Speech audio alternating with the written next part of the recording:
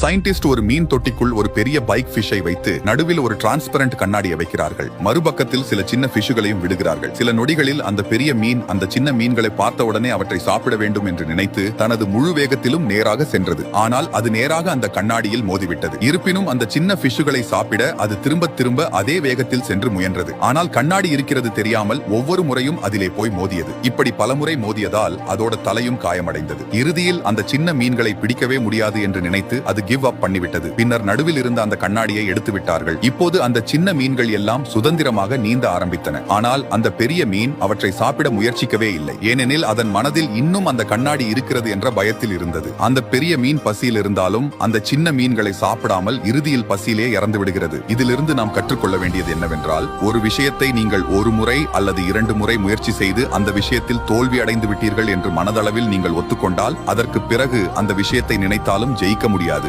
எனவே உங்கள் மனசில் இருக்கும் அந்த கண்ணாடியை உடைத்து முன்னேறுங்கள். அப்போதுதான் ஒரு புதிய ஆரம்பத்தை நீங்கள் காண்பீர்கள். வளர்ச்சியின் நோக்கம் மக்களின் வாழ்க்கையை ஊக்கமளித்து மேம்படுத்துவதாகும்.